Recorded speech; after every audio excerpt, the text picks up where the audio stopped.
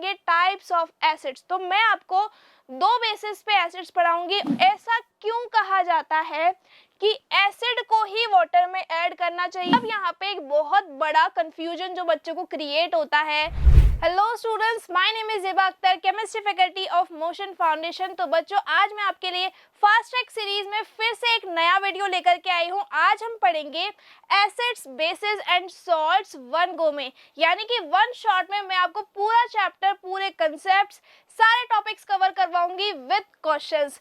तो चलो स्टार्ट कर लेते हैं आज का lecture, which is acids, basis and salts.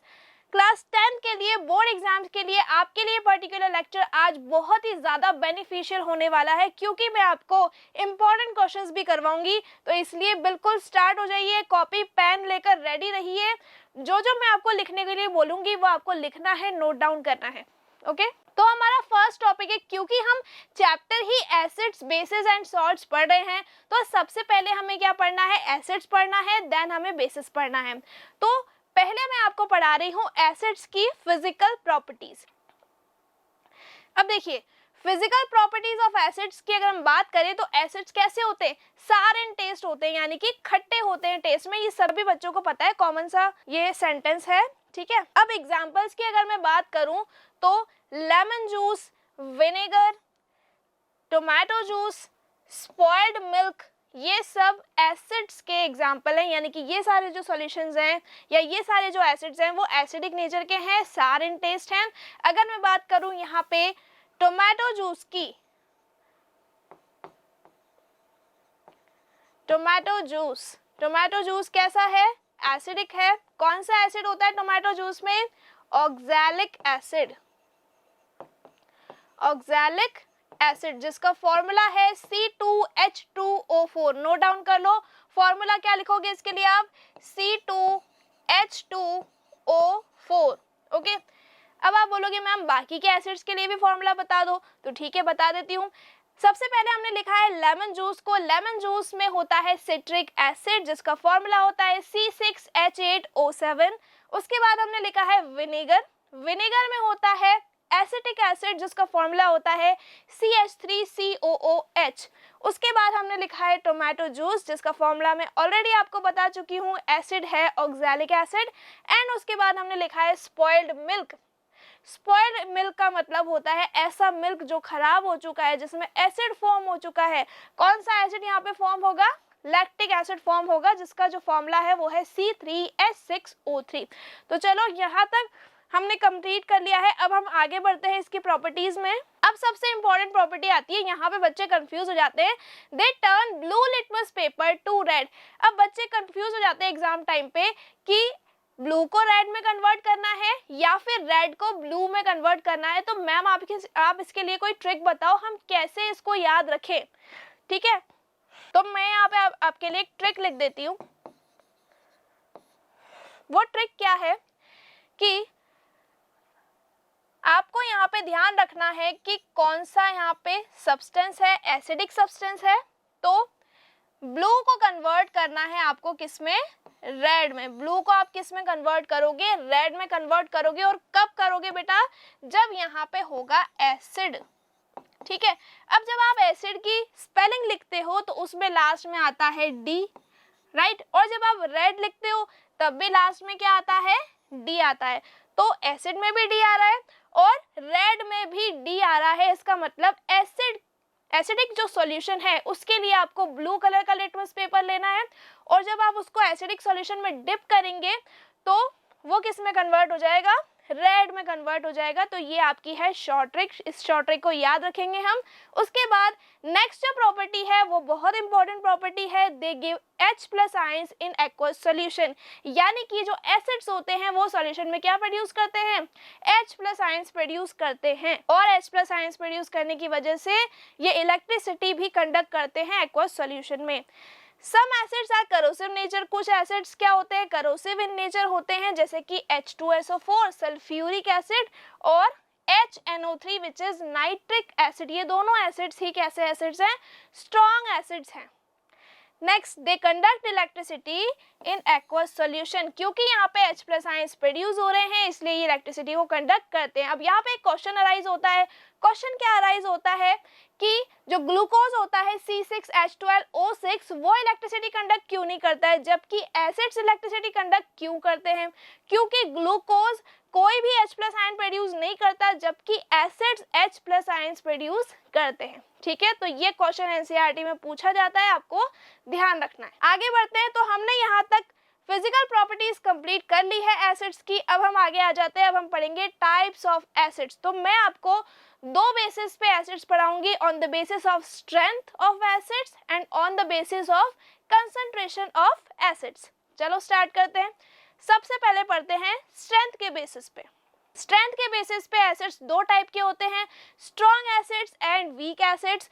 Strong acids ऐसे एसिड्स होते हैं बेटा जो कि कंप्लीटली डिसोसिएट हो जाते हैं, पूरी तरीके से डिसोसिएट हो जाते हैं। किसमें? एक्वस सॉल्यूशन में। एग्जांपल्स आप स्ट्रॉन्ग एसिड के लिख सकते हो, हाइड्रोक्लोरिक एसिड, सल्फ्यूरिक एसिड, और भी बहुत सारे एग्जांपल्स होते हैं। और आप लिख सकते हो यहाँ पे सल्फ्यूरिक एसिड के अलावा नाइट्रिक एसिड लिख लो, HNO3 नाइट्रिक एसिड होता है। और इसके अलावा आप हाइड्रोब्रोमिक एसिड HBr भी लिख सकते हो।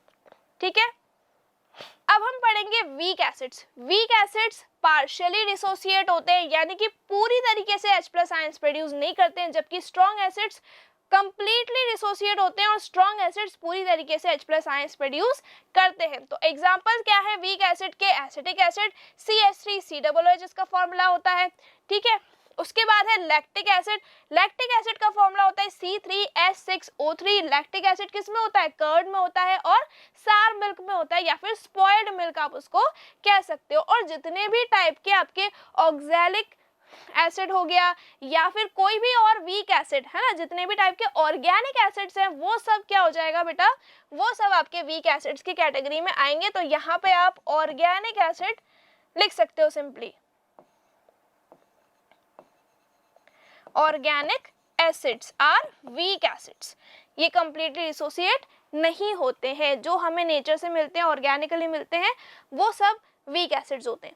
अब यहाँ पे हम पढ़ने जा रहे हैं कंसंट्रेशन ऑफ एसिड्स। देखो, एक सॉल्यूशन जो है वो कंसंट्रेटेड है, जिसमें वॉल्यूम कैसा है? कम है। ठीक है, लोअर वॉल्यूम है, और कंसंट्रेशन कैसी है? हाई है। जबकि जो दूसरा बीकर है उसमें कंसंट्रेशन लो है लेकिन वॉल्यूम ज्यादा है। ठीक है, तो ये पर्टिकुलर जो सॉल्यूशन है ये कंसंट्रेटेड एसिड है, और ये वाला जो सॉल्यूशन यहाँ पे बन रहा है ये कैसा है? डाइल्यूटेड एसिड है, डाइल्यूट एसिड है।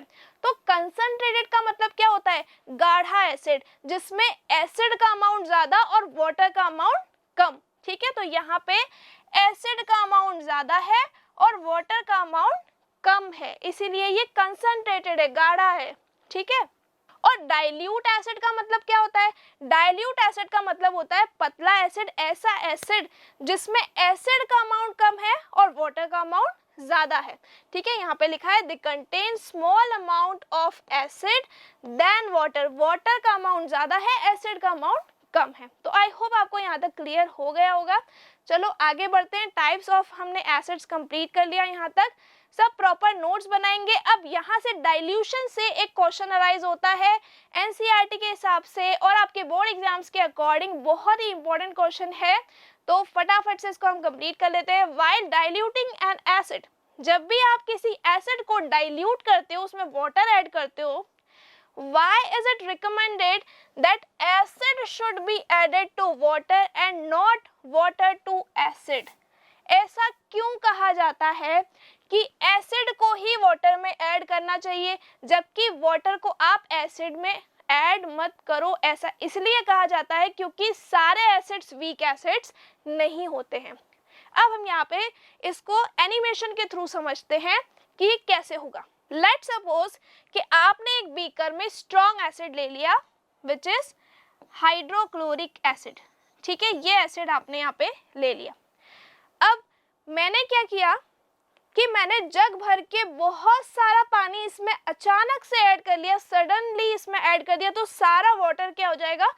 सारा वाटर जब इसमें जाएगा तो एक्सोथर्मिक रिएक्शन होगी और सारा एसिड स्प्लैश्ड आउट हो जाएगा, है ना। एसिड स्प्लैश्ड आउट होने की वजह से आपकी स्किन बर्न हो सकती है, आप जल सकते हो, आपके क्लोथ्स जल सकते हैं। ठीक है, तो इसलिए ये गलत तरीका है और सही तरीका क्या है? सही तरीका ये है कि आप पहले पानी का बीकर लो जिसमें आप वाटर को लो, ठीक है, और फिर दूसरे बीकर में आपको एसिड लेना है और एसिड को आपको ड्रॉप वाइज गिराना है। कैसे गिराओगे आप एसिड को? Side by side, drop by drop. Clear? तो यहाँ पे हम एसिड को गिरा रहे हैं ड्रॉप बाय ड्रॉप, इसको हम चलाते जाएंगे और मिक्स करते जाएंगे, ठीक है। तो इससे क्या होगा, एसिड जो भी एनर्जी रिलीज करेगा वो नॉर्मल हो जाएगी और हम तक एसिड उछलकर बाहर नहीं आएगा। तो यहाँ पे आपसे क्वेश्चन पूछा गया था कि व्हाइल डाइल्यूटिंग एन एसिड, जब भी आप किसी एसिड को डाइल्यूट करते हो, ठीक है, तो ये वाला मेथड यहाँ पे सही है। वो बोल रहा है कि why is it recommended, it is recommended because यहाँ पे एसिड को हमें वाटर में ऐड करना चाहिए, because some acids are strong acids and when acids combine with water they produce large amount of heat and splashed out from the container, यानी कि जो एसिड है वो कंटेनर से स्प्लैश आउट होके बाहर आ जाएगा and it may cause burning, right, burn your skin or burn your clothes। so इसीलिए हमें क्या करना चाहिए, हमें वाटर के अंदर एसिड को drop by drop add on करना चाहिए। अब हम आ जाते हैं बेसिस पर। बेसिस की फिजिकल प्रॉपर्टीज को हम जान लेते हैं। एसिड्स की फिजिकल प्रॉपर्टीज कंप्लीट कर ली है हमने, ओके। तो बेसिस की फिजिकल प्रॉपर्टीज की अगर मैं बात करूं तो बेसिस कैसे होते हैं, bases are bitter in taste, बिल्कुल भी अच्छे नहीं लगते टेस्ट में। बेसिस कैसे होते हैं, कड़वे होते हैं टेस्ट में, बिटर टेस्ट होता है इनका, ठीक है। और ऐसे कौन से बेस हो सकते हैं जो बिटर टेस्ट होते हैं, सारे ही बेस कैसे हैं, बिटर होते हैं टेस्ट में। और सोप और डिटर्जेंट आप इसका एग्जांपल ले सकते हो, ठीक है। एग्जांपल यहाँ पे आपको दिए गए हैं सोडियम हाइड्रोक्साइड, पोटेशियम हाइड्रोक्साइड, यानी कि सोप और डिटर्जेंट कैसी नेचर के हैं, ये बेसिक नेचर के हैं और इनमें बेस प्रेजेंट है, इसलिए आप इनका एग्जांपल यहाँ पे ले रहे हो, ठीक है। जबकि बेस का एग्जांपल क्या है, sodium hydroxide, calcium hydroxide, potassium hydroxide, जिसमें भी मेटल के आगे हाइड्रोक्साइड आ रहा है वो आपका बेस है, ओके। तो जैसे यहाँ पे क्लीनिंग एजेंट्स बहुत सारे दिए हुए हैं, ये सब भी बेसिक नेचर के होते हैं। सोप भी आपका क्या होता है, बेसिक नेचर का होता है। They turn red litmus paper to blue। अब अगेन यहाँ पे वही कंफ्यूजन क्रिएट होता है बच्चों को कि हम रेड को ब्लू में कन्वर्ट करें या फिर ब्लू को रेड में कन्वर्ट करें। तो वही ट्रिक याद रखो जैसे हमने एसिड्स में याद किया था, अब हम बेस में भी ट्रिक याद करेंगे।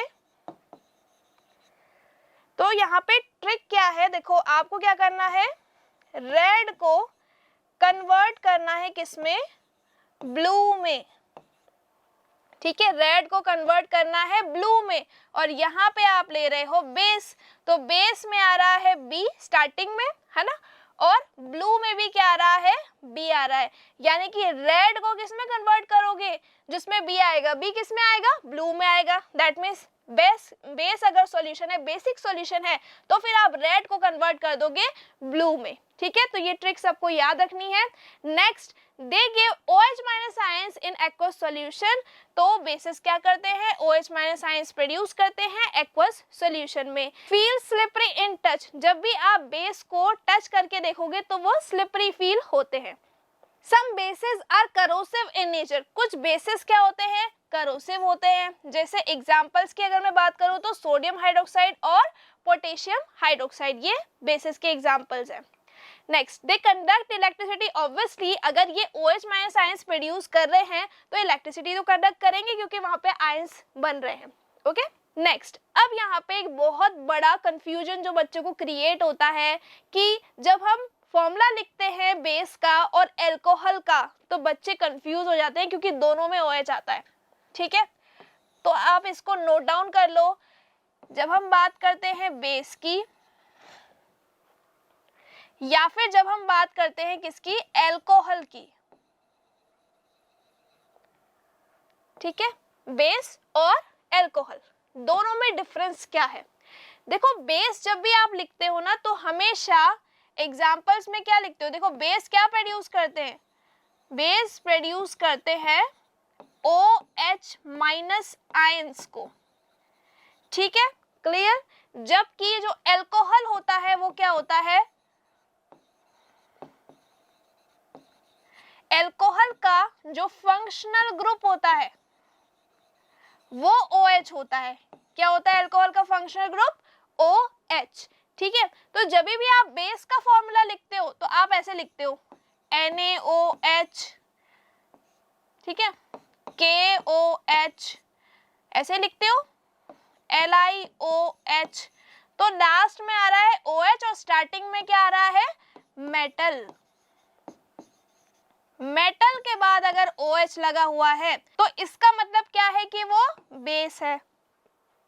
और अगर इस तरीके से लिखा हुआ है कि CH3OH C2H5OH, अगर स्टार्टिंग में यहाँ पे हाइड्रोकार्बन आ रहा है, हाइड्रोकार्बन्स क्या होते हैं? ऐसे कंपाउंड्स होते हैं जो कि कार्बन और हाइड्रोजन से मिलके बने हुए होते हैं, और हाइड्रोकार्बन के बाद अगर OH आता है इसका मतलब वो क्या है? अल्कोहल है। और अल्कोहल जो होते हैं वो OH माइनस आयन प्रोड्यूस नहीं करते हैं, जबकि bases OH minus ion produce करते हैं। तो सिंपल सी बात है कि अगर मेटल लगा हुआ है OH के आगे तो आप उसको बेस कहेंगे, और अगर OH के आगे हाइड्रोकार्बन लगा हुआ है तो आप उसको अल्कोहल कहेंगे। तो आई होप आपका यहाँ पे कंफ्यूजन दूर हो गया होगा।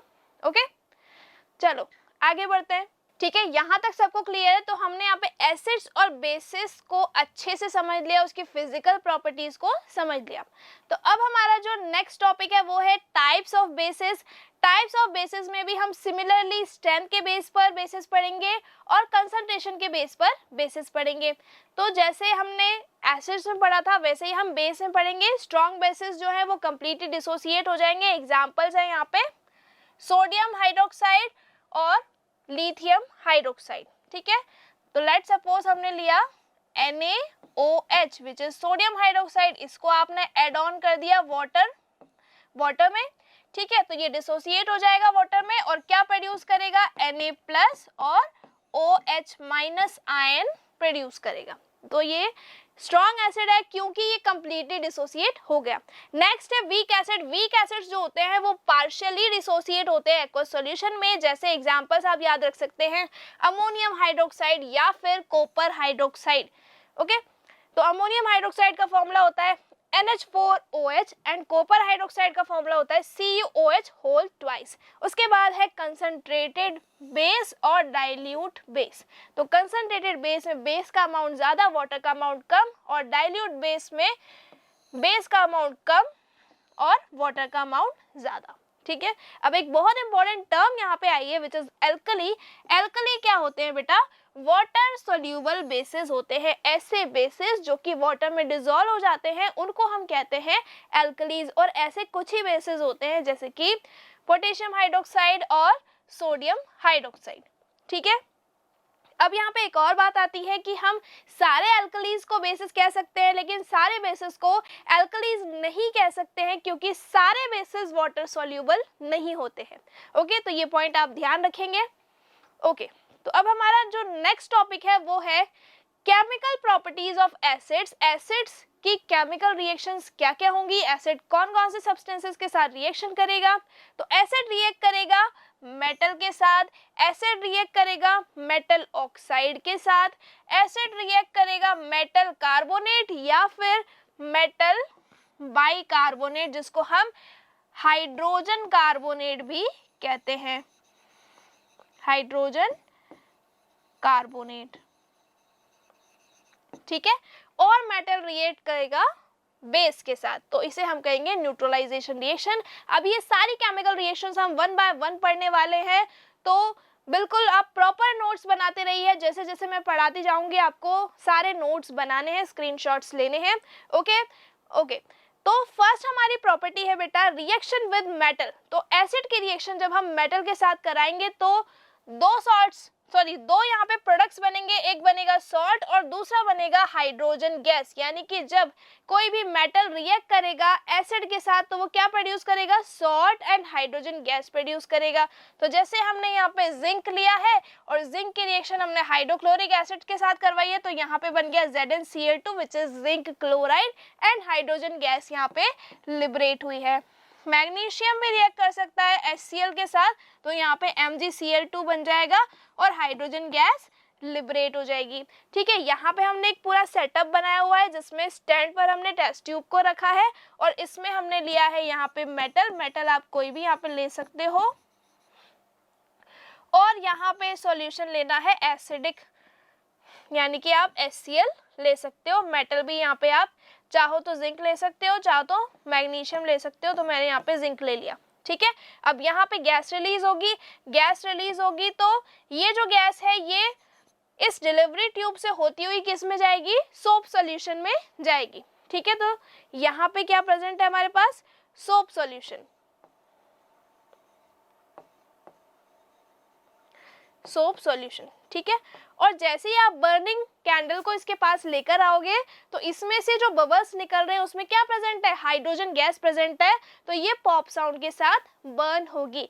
ठीक है, तो यहाँ पे आप ये टेस्ट लगा सकते हो कि हाइड्रोजन गैस अगर रिलीज हो रही है तो हम कैसे पता लगाएं कि हाइड्रोजन गैस रिलीज हुई भी है या नहीं हुई है।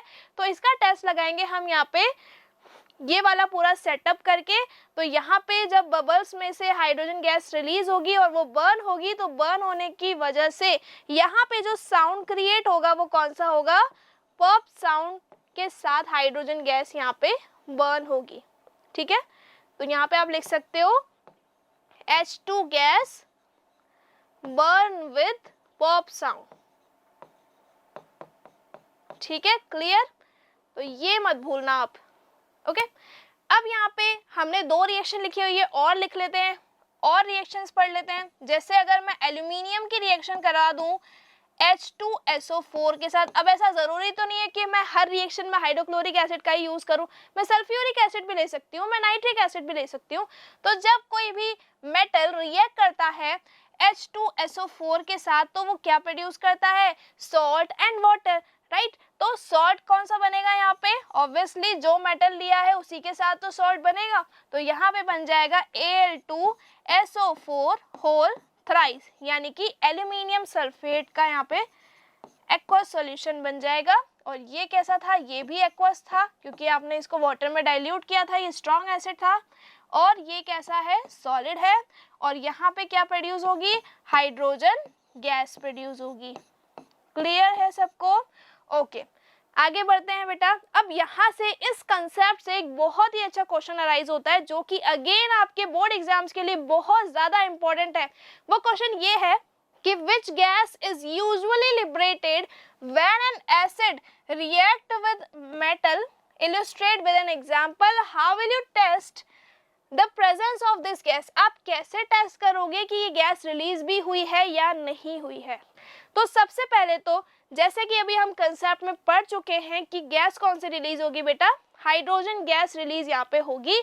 तो ये हमारा पूरा सेटअप है, इस सेटअप में हमने यहाँ पे जिंक के ग्रैनुअल्स को लिया है, Zn को लिया है, और ये जो एसिड है ये कौन सा लिया है, यहाँ पे हमने H2SO4, कौन सा एसिड लिया है, सल्फ्यूरिक एसिड को हमने यहाँ पे लिया है। अब यहाँ पे गैस रिलीज हो रही है, हाइड्रोजन गैस यहाँ पे रिलीज हो रही है, और डिलीवरी ट्यूब से होती हुई ये गैस किस में जा रही है, सोप सॉल्यूशन में जा रही है, और इसमें से बबल्स निकल रहे हैं। और जैसे ही आप बर्निंग कैंडल को इसके पास लेकर आओगे तो ये पॉप साउंड के साथ बर्न होना स्टार्ट हो जाएगी। ठीक है, तो यहाँ पे आपको पॉप साउंड सुनाई देगा। ठीक है, पॉप साउंड कैसा होता है, जैसे आपने पॉपकॉर्न्स बनते देखा है, तो पॉपकॉर्न्स जब बनती तो वो ऐसे उछलकर बाहर आती है और पॉप पॉप की आवाज आती है ना, तो वैसा ही कुछ साउंड होता है ये भी। अब आप इसका यहाँ पे प्रॉपर आंसर लिख सकते हैं कि hydrogen gas is usually liberated, hydrogen gas यहाँ पे लिबरेट हुई है। और यहाँ पे आपसे एक एग्जाम्पल की बात हो रही थी कि एग्जाम्पल हमें लिखना था, तो एग्जाम्पल आप यहाँ पे लिख सकते हो, जिंक की रिएक्शन आपको करानी है सल्फ्यूरिक एसिड के साथ विच इज H2SO4, तो यहाँ पे बन जाएगा ZnSO4 सॉल्ट, और यहाँ पे प्रोड्यूस हो जाएगी हाइड्रोजन गैस। ठीक है, आगे हम लिख सकते हैं कि when zinc granule add to the dilute acid, जब आपने जिंक ग्रैनुअल को यहाँ पे डाइल्यूट एसिड में ऐड किया था तो क्या हो रहा था, हाइड्रोजन गैस, यहाँ पे हाइड्रोजन गैस प्रोड्यूस हो रही थी, hydrogen gas produced into the soap solution, और वहां पे क्या क्रिएट हो रहे थे, बबल्स क्रिएट हो रहे थे, bubbles are formed and these bubbles contain hydrogen gas. ये जो यहाँ से बबल्स रिलीज हो रहे हैं इनमें कौन सी गैस प्रेजेंट है, हाइड्रोजन गैस यहाँ पे प्रेजेंट है, ठीक है। और वो कैसे बर्न हो रहे हैं, पॉप साउंड के साथ बर्न हो रहे हैं। जब आप इसमें कैंडल को इसके पास लेकर जाएंगे तो वो पॉप साउंड के साथ बर्न होंगे, ठीक है। आई होप आपको ये क्वेश्चन बिल्कुल क्लियर है। ये क्वेश्चन आपके बोर्ड एग्जाम में आ सकता है, इंपॉर्टेंट है, सारे इंपॉर्टेंट क्वेश्चंस लेकर आई हूँ आज मैं आपके लिए, तो बहुत इंपॉर्टेंट होने वाली है वीडियो आज आपके लिए। चलो अब यहाँ पे नेक्स्ट हमारी प्रॉपर्टी है, बट नेक्स्ट प्रॉपर्टी पढ़ने से पहले हमें यहाँ पे कंसेप्ट और पढ़ना है। हमने ये तो पढ़ लिया कि मेटल रिएक्ट करता है एसिड के साथ, ठीक है। मेटल जो है वो रिएक्ट करता है एसिड के साथ और क्या बनाता है, सॉल्ट बनाता है और हाइड्रोजन गैस यहाँ पे लिबरेट होती है। लेकिन कुछ मेटल्स ऐसे होते हैं जो कि रिएक्ट ही नहीं करते हैं डाइल्यूट एसिड के साथ, और वो मेटल्स कौन कौन से हैं, like copper, mercury, silver, gold, platinum. अब ये मेटल्स रिएक्ट क्यों नहीं कर रहे हैं, क्योंकि इनकी रिएक्टिविटी कम है हाइड्रोजन से। रीजन क्या है यहाँ पे क्यों नहीं रिएक्ट कर रहे हैं ये, metals which are placed below the hydrogen in the reactivity series, यानी कि ऐसे मेटल्स जो कि रिएक्टिविटी सीरीज में हाइड्रोजन के बाद आते हैं, ये मेटल्स कैसे होते हैं, लेस रिएक्टिव होते हैं। कैसे मेटल्स होते हैं ये, less reactive, less reactive metals. अब क्योंकि जो आप ये रिएक्शन पढ़ रहे हो आप मेटल की एसिड से, तो ये कैसी रिएक्शन है, डिस्प्लेसमेंट रिएक्शन है, तो इसलिए यहाँ पे डिस्प्लेसमेंट रिएक्शन नहीं हो पाएगी। कौन से मेटल से, जो कि लो रिएक्टिविटी रखते हैं, वो मेटल हाइड्रोजन को एसिड में से, डाइल्यूट एसिड में से डिस्प्लेस नहीं कर पाएंगे। जबकि ऊपर वाले जो मेटल्स हैं वो सब हाईली रिएक्टिव है, उनकी रिएक्टिविटी ज़्यादा है, तो वो डाइल्यूट एसिड के साथ भी रिएक्शन कर जाएंगे, ठीक है। अब देखो यहाँ पे कॉपर की रिएक्शन जब आपने HCl से कराई तो कोई रिएक्शन नहीं हुई, क्योंकि एसिड कैसा था, डाइल्यूटेड, और मेटल कैसा था, लेस रिएक्टिव, ठीक है। ओके, अभी एक और कंसेप्ट आता है जो कि बहुत ज्यादा इंपॉर्टेंट है। तो ये वाला जो कंसेप्ट है ना, ये तो आपके लिए वेरी इंपॉर्टेंट है, बहुत ज्यादा इंपॉर्टेंट है। एनसीईआरटी में जो डायलॉग बॉक्स दिए हुए होते हैं ना, वो आपके लिए बहुत ज्यादा इंपॉर्टेंट होते हैं, क्योंकि ज्यादातर क्वेश्चन वहीं से अराइज होते हैं। तो यहाँ पे भी एनसीईआरटी से ही लिया गया है, डायलॉग बॉक्स का ही कंसेप्ट है ये। वैसे तो हमने पढ़ा है कि जब भी कोई मेटल रिएक्ट करता है एसिड के साथ तो वो सॉल्ट एंड हाइड्रोजन गैस बनाता है, लेकिन नाइट्रिक एसिड के केस में ऐसा नहीं होता। मेटल जब नाइट्रिक एसिड के साथ रिएक्ट करता है तो वो क्या प्रोड्यूस करता है, वाटर को प्रोड्यूस करता है। जैसे कि अगर नाइट्रिक एसिड की रिएक्शन अगर मैं करा दूं जिंक के साथ, तो यहाँ पे सॉल्ट बनेगा, नाइट्रोजन गैस ऑक्साइड रिलीज होगी और वाटर का प्रोडक्शन होगा। अब ऐसा क्यों हो रहा है, क्योंकि नाइट्रिक एसिड एक स्ट्रॉन्ग ऑक्सीडाइजिंग एजेंट है, जबकि कुछ मेटल्स ऐसे होते हैं जो कि नाइट्रिक एसिड के साथ रिएक्ट करके भी हाइड्रोजन गैस ही लिबरेट करते हैं। अब ऐसे कौन कौन से मेटल्स हैं, मैग्नीशियम या फिर manganese.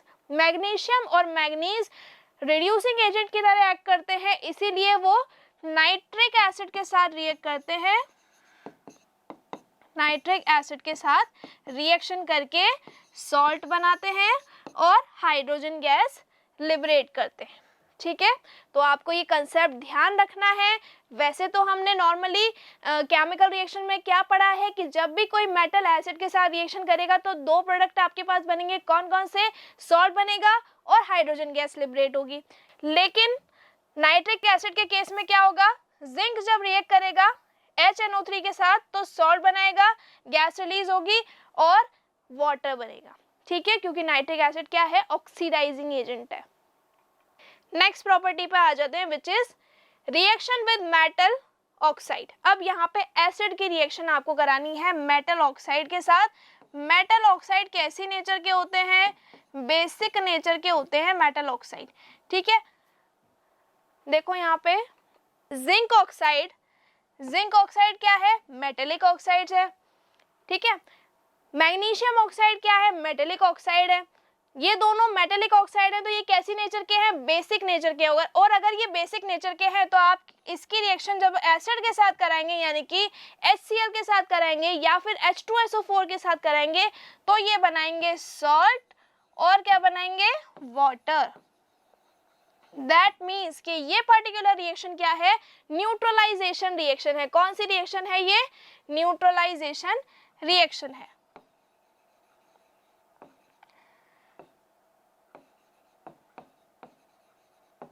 Neutralisation reaction,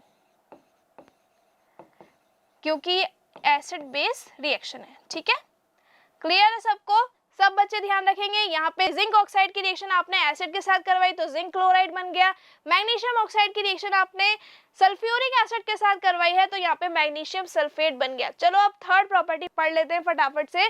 third property क्या है कि एसिड की रिएक्शन जब भी आप मेटल कार्बोनेट या फिर मेटल हाइड्रोजन कार्बोनेट के साथ कराओगे तो हमेशा 3 प्रोडक्ट आपको याद रखने हैं, salt, carbon dioxide and water. अब यहाँ पे बहुत ही अच्छा लाइव एग्जांपल मैं आपके लिए लेकर आई हूँ विच इज ताजमहल। ताजमहल जो होता है ना वो पूरा किससे बना हुआ है, मार्बल से बना हुआ है, व्हाइट कलर के मार्बल से, जिसका फॉर्मूला होता है CaCO3।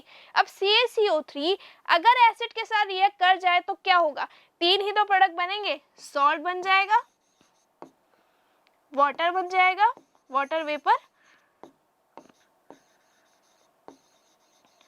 ठीक है, सॉल्ट, वाटर वेपर और कार्बन डाइऑक्साइड गैस रिलीज हो जाएगी, यही 3 प्रोडक्ट्स बनेंगे। तो यही तो हो रहा है ताजमहल के साथ। ताजमहल पहले कैसा था, वाइट था, कितना शानदार, कितना चमकता था ये, है ना। अब कैसा हो गया है, पेल येलो हो गया है, यानी कि उसका कलर कैसा होता जा रहा है, डल होता जा रहा है। क्यों होता जा रहा है, क्योंकि एनवायरनमेंट में जो एसिड्स प्रेजेंट हैं वो इस मार्बल के साथ रिएक्शन कर रहे हैं और रिएक्शन करके प्रोडक्ट्स बना रहे हैं, कार्बन डाइऑक्साइड गैस रिलीज कर रहे हैं, वाटर प्रोड्यूस कर रहे हैं और सॉल्ट बना रहे हैं। ठीक है, तो ये रिएक्शन आई होप आप नहीं भूलेंगे क्योंकि लाइव एग्जांपल है बिल्कुल।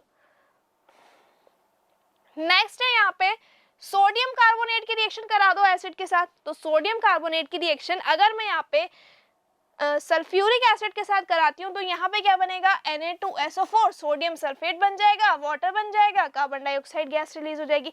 यानी कि यहाँ पे आपको ये याद रखना है कि चाहे आप मेटल कार्बोनेट लेते हो, चाहे आप मेटल हाइड्रोजन कार्बोनेट लेते हो, उसकी रिएक्शन आप एसिड से कराते हो तो हमेशा 3 ही प्रोडक्ट बनेंगे, सॉल्ट, वाटर और कार्बन डाइऑक्साइड गैस।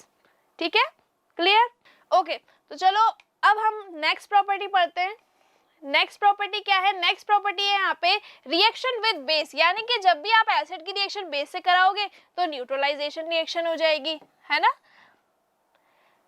जब आपने हाइड्रोक्लोरिक एसिड की रिएक्शन पोटेशियम हाइड्रोक्साइड से कराई तो पोटेशियम क्लोराइड बन गया और वाटर प्रोड्यूस हो गया। ठीक है, अब यहाँ पे आपने एसिटिक एसिड लिया, एसिटिक एसिड एक वीक एसिड है, राइट। एसिटिक एसिड की रिएक्शन आपने पोटेशियम हाइड्रोक्साइड के साथ करवाई है, पोटेशियम हाइड्रोक्साइड। तो जब आपने एसिटिक एसिड की रिएक्शन पोटेशियम हाइड्रोक्साइड के साथ करवाई तो क्या बना, यहाँ पे पोटेशियम एसीटेट बन गया which is salt, right. Potassium acetate क्या है, सॉल्ट है, और यहाँ पे वाटर प्रोड्यूस हुआ, राइट। क्लियर है सबको। दैट मीन्स कि जब भी आप किसी भी टाइप के एसिड की रिएक्शन बेस के साथ कराते हैं तो सॉल्ट एंड वाटर बनता है। तो क्योंकि यहाँ पे आप न्यूट्रलाइजेशन रिएक्शन करा रहे हो तो एक बहुत ही कॉमन सा एग्जांपल है जो जनरली आपको पता होना चाहिए। तो एसिड में यहाँ पे ले लेती हूँ हाइड्रोक्लोरिक एसिड और NaOH। ये बहुत ही कॉमन एग्जांपल है जो जनरली बच्चों से मुझे सुनने को मिलता है। जब भी मैं बच्चों से केमिकल रिएक्शन पूछती हूँ, न्यूट्रलाइजेशन रिएक्शन पूछती हूँ तो वो मुझे यही एग्जाम्पल बताते हैं, हाइड्रोक्लोरिक एसिड की रिएक्शन करा दो मैम NaOH के साथ, तो यहाँ पे क्या बन जाएगा, NaCl कॉमन सॉल्ट बन जाएगा और यहाँ पे वाटर बन जाएगा विच इज H2O। ठीक है, तो आप ये रिएक्शन भी लिख सकते हैं। आप किसी भी एसिड की रिएक्शन किसी भी बेस से करा सकते हैं तो सॉल्ट एंड वाटर बनेगा। और हाँ, एक बात और ध्यान रखना कि ये जो रिएक्शन है ये एक्सोथर्मिक है, यानी कि neutralisation reactions these reactions are exothermic in nature. These reactions are exothermic in nature. ठीक है, ये रिएक्शंस कैसी होती है, एक्सोथर्मिक होती है, बहुत ज़्यादा हीट प्रोड्यूस होती है। अगर आप स्ट्रॉन्ग एसिड की रिएक्शन स्ट्रॉन्ग बेस से करा दोगे तो बहुत ही ज़्यादा हीट रिलीज होगी। ठीक है, क्लियर है सबको, न्यूट्रलाइजेशन रिएक्शन टॉपिक क्लियर है? ओके। अब हम पढ़ेंगे बेटा केमिकल प्रॉपर्टीज ऑफ बेसिस। अब जैसे हमने एसिड्स की केमिकल प्रॉपर्टीज पढ़ी थी, तो एसिड की रिएक्शन हमने मेटल के साथ करवाई थी, एसिड की रिएक्शन हमने मेटल ऑक्साइड के साथ करवाई थी, एसिड की रिएक्शन हमने मेटल कार्बोनेट और मेटल हाइड्रोजन कार्बोनेट के साथ करवाई थी, और बेस के साथ भी करवाई थी। तो यहाँ पर हम 3 टाइप की रिएक्शन पढ़ेंगे। कौन कौन सी? Reaction of base with metal, reaction of base with non metallic oxide which are acidic in nature. तो अगेन यहाँ पे न्यूट्रलाइजेशन रिएक्शन हम पढ़ने वाले हैं, और ये हम पढ़ चुके हैं क्योंकि ये न्यूट्रलाइजेशन रिएक्शन है और जस्ट अभी मैंने आपको पढ़ाई है। ठीक है, तो अब यहाँ पे हम बेसिस की केमिकल प्रॉपर्टीज को डिस्कस करने वाले हैं। तो सबसे पहले रिएक्शन पढ़ेंगे हम बेस की रिएक्शन मेटल से। तो बेसिस भी मेटल के साथ रिएक्ट करते हैं और salt and hydrogen gas produce करते हैं, लेकिन सारे मेटल्स बेस के साथ रिएक्शन नहीं करते। सिर्फ जो एम्फोट्रिक मेटल्स होते हैं वही बेसिस के साथ रिएक्शन करते हैं। यानी कि जो मेटल्स एम्फोट्रिक है, ऐसे मेटल्स जो कि एसिड के साथ भी रिएक्ट करें और बेस के साथ भी रिएक्ट करें, उन्हें हम कहेंगे एम्फोट्रिक मेटल्स। और ऐसे मेटल्स ही क्या करते हैं, सॉल्ट बनाते हैं और हाइड्रोजन गैस प्रोड्यूस करते हैं बेस के साथ। ठीक है, तो जैसे यहाँ पे आपने एल्यूमिनियम की रिएक्शन कराई सोडियम हाइड्रोक्साइड के साथ, तो यहाँ पे सोडियम एल्यूमिनेट बन गया विच इज सॉल्ट, एंड यहाँ पे हाइड्रोजन गैस लिबरेट हो गई। ठीक है, तो ये बात हम ध्यान रखेंगे कि सिर्फ एम्फोट्रिक मेटल्स को ही हम यहाँ पे यूज करेंगे, सारे मेटल्स सारे बेस के साथ रिएक्शन नहीं करते हैं। ओके, नेक्स्ट प्रॉपर्टी है हमारी यहाँ पे reaction with metal, reaction of base with non metallic oxide. ठीक है, अब यहाँ पे हमें बेस की रिएक्शन नॉन मेटेलिक ऑक्साइड के साथ करानी है, और non metallic oxides are acidic in nature. ठीक है, कैसी नेचर के हैं ये? एसिडिक नेचर के हैं। जैसे कि यहाँ पे हमने पोटेशियम हाइड्रोक्साइड को लिया, पोटेशियम हाइड्रोक्साइड, और पोटेशियम हाइड्रोक्साइड की रिएक्शन हमने करवा दी कार्बन डाइऑक्साइड के साथ, कार्बन डाइऑक्साइड के साथ। तो यहाँ पे रिएक्शन हो जाएगी, सॉल्ट एंड वाटर बन जाएगा, क्योंकि ये न्यूट्रलाइजेशन रिएक्शन है। तो सॉल्ट कौन सा बना यहाँ पे? पोटेशियम कार्बोनेट बना, पोटेशियम कार्बोनेट। ठीक है, और यहाँ पे वाटर तो बनेगा ही सही। तो ये भी क्या है? एक न्यूट्रलाइजेशन रिएक्शन है। Reaction of base with reaction of base with non-metallic oxides, non-metallic oxides are reaction of base with non-metallic oxides are neutralization reactions, neutralization reactions. क्योंकि यहाँ पे क्या बन रहा है? सॉल्ट बन रहा है और वाटर बन रहा है, इसलिए ये रिएक्शंस कैसी हैं? न्यूट्रलाइजेशन रिएक्शंस हैं। चलो आगे बढ़ जाते हैं। अब यहाँ पे आप NO2 की रिएक्शन भी करा सकते थे, किसके साथ? बेस के साथ। तो NO2 थोड़ा अलग तरीके से रिएक्ट करता है। एक एग्जाम्पल हम NO2 का भी देख लेते हैं। ठीक है, NO2 का भी एक एग्जाम्पल लिख लो। तो जैसे मैंने ले लिया NaOH, ठीक है, मैंने ले लिया सोडियम हाइड्रोक्साइड और मैंने ले लिया NO2। तो नाइट्रोजन डाइऑक्साइड में थोड़ा सा डिफरेंट होती है रिएक्शन। नाइट्रोजन डाइऑक्साइड के केस में क्या होता है कि NaNO2 यानी कि सोडियम नाइट्राइड बनता है, प्लस NaNO3 सोडियम नाइट्रेट बनता है, और वाटर बनता है। यहाँ पे 2 सॉल्ट बनते हैं और वाटर बनता है। तो NaNO2 की रिएक्शन आप याद कर लीजिएगा, बाकी ये रिएक्शन सेम ही है, न्यूट्रलाइजेशन रिएक्शन होगी। यहाँ पे आप बेस की रिएक्शन नॉन मेटेलिक ऑक्साइड के साथ कराएंगे तो सॉल्ट बनेगा और वाटर बनेगा। तो यहाँ तक हमने एसिड्स और बेसिस की फिजिकल एंड केमिकल प्रॉपर्टीज को बहुत अच्छे से कवर कर लिया है, क्वेश्चंस भी हमने कर लिए हैं। चलिए आगे बढ़ते हैं। नेक्स्ट टॉपिक है हमारा इंडिकेटर। इंडिकेटर्स क्या होते हैं? दो substances which change their colour or smell in different types of substances like acids, bases and neutral substances। यानी कि ऐसे substances जो कि अपने कलर या फिर स्मेल को चेंज कर लेते हैं एसिड या बेस के कांटेक्ट में आने पर। ठीक है, अब यहाँ पे एक बहुत ही अच्छी बात लिखी हुई है, testing of a substance is not a good way of finding whether it is acidic और बेसिक। यानी कि किसी भी चीज को चखकर ये पता लगाना कि वो पर्टिकुलर सब्सटेंस एसिडिक है या वो पर्टिकुलर बेसिक सब्सटेंस है, ये बिल्कुल भी एप्रोप्रिएट मेथड नहीं है। इसीलिए आपको किसी भी सब्सटेंस को चखना नहीं चाहिए, क्योंकि जो सब्सटेंसेस होते हैं एसिड्स और बेसिस, ये स्ट्रॉन्ग भी हो सकते हैं और फिर ये आपके लिए हार्मफुल होंगे अगर आप इनको टेस्ट करोगे तो।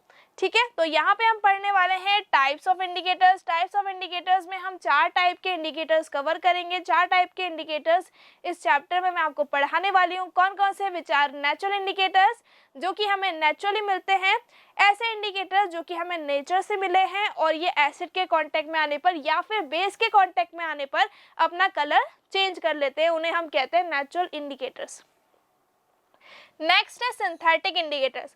ऐसे इंडिकेटर्स जो कि केमिकल्स होते हैं, मैन मेड होते हैं, उन्हें हम कहते हैं सिंथेटिक इंडिकेटर्स। यानी कि ऐसे केमिकल्स जिनको एसिड में ऐड करने से वो कलर चेंज शो करेगा या फिर बेस के कांटेक्ट में आने पे कलर चेंज शो करेगा, उसे हम कहते हैं सिंथेटिक इंडिकेटर। उसके बाद हम पढ़ेंगे ऑल्फैक्टरी इंडिकेटर्स। ऑल्फैक्टरी इंडिकेटर्स ऐसे इंडिकेटर्स होते हैं जो कि किसी भी एसिडिक या बेसिक सॉल्यूशन में जाने पर, ऐड करने पर अपनी स्मेल को चेंज कर लेते हैं या फिर स्मेल उसमें आती ही नहीं है। ठीक है, नेक्स्ट है आपका यूनिवर्सल इंडिकेटर, जो कि मोस्ट इंपॉर्टेंट है, जिसको हम पीएच स्केल भी कहते हैं। ये हमारा पीएच स्केल है, यूनिवर्सल इंडिकेटर इसको बोला जाता है और इसकी बहुत सारी एप्लीकेशंस हैं जो कि हम आगे लेक्चर में पढ़ने वाले हैं। ओके, तो चलो स्टार्ट करते हैं। पहले हम पढ़ेंगे नेचुरल और सिंथेटिक इंडिकेटर्स। तो क्योंकि हम इस चैप्टर को वन शॉट में पढ़ रहे हैं, इसलिए मैं आपके लिए सारे इंडिकेटर्स एक साथ लेकर के आई हूँ और फटाफट हम इसको कवर करेंगे। अब आप मुझे कमेंट सेक्शन में बताओ कि इन सब में से नेचुरल इंडिकेटर्स कौन कौन से हैं और सिंथेटिक इंडिकेटर्स कौन कौन से हैं। फटाफट से आंसर करो। ठीक है, तो चलो मैं बता देती हूँ।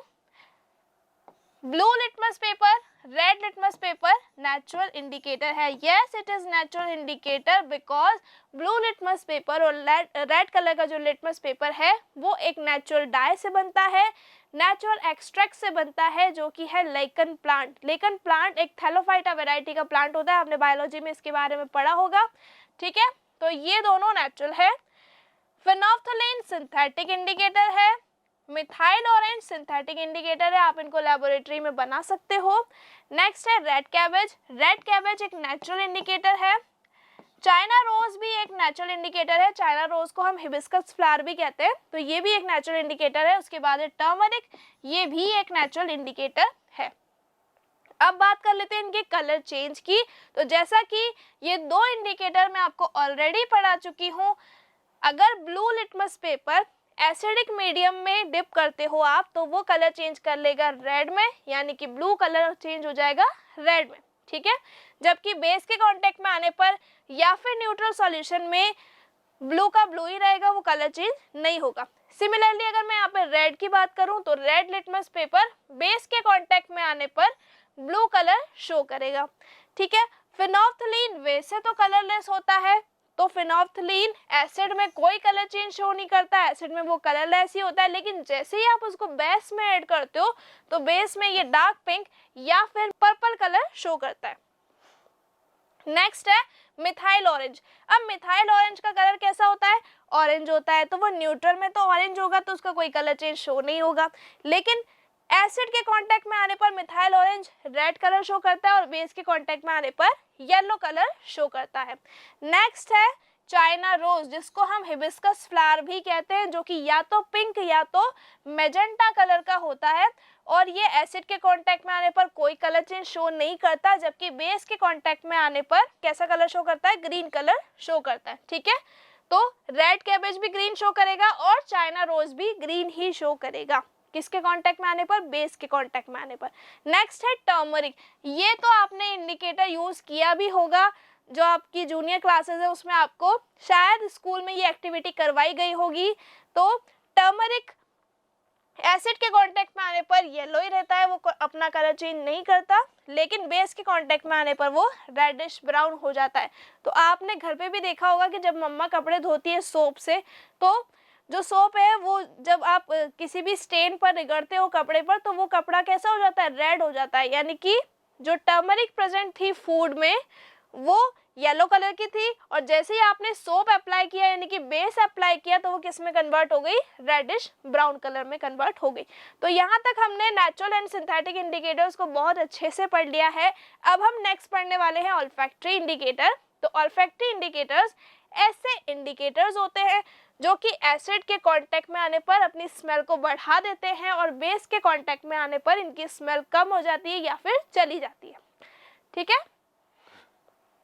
तो ऐसे कौन से सब्सटेंसेस हैं, जैसे ओनियन हो गया, वेनिला एसेंस है, या फिर क्लोव ऑयल है, ये सब एग्जांपल्स है ऑल्फैक्टरी इंडिकेटर्स के। तो आपने वेनिला आइसक्रीम खाई होगी, है ना, सबने खाई है। तो वेनिला आइसक्रीम जो होती है उसमें क्या डाला जाता है, वेनिला एसेंस डाला जाता है। वेनिला आइसक्रीम में वेनिला एसेंस प्रेजेंट होता है, ठीक है, जो कि एसिड के कांटेक्ट में आने पर अपनी स्मेल को बढ़ाता है या फिर रिटेन रखता है, और बेस के कांटेक्ट में आने पर इसमें कोई स्मेल नहीं रहती।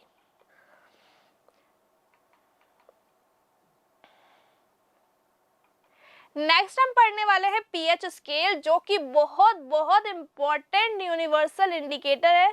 ठीक है, इंपॉर्टेंट इंडिकेटर है। तो इसमें पीएच रेंज होती है 0 से लेकर के 14 तक की।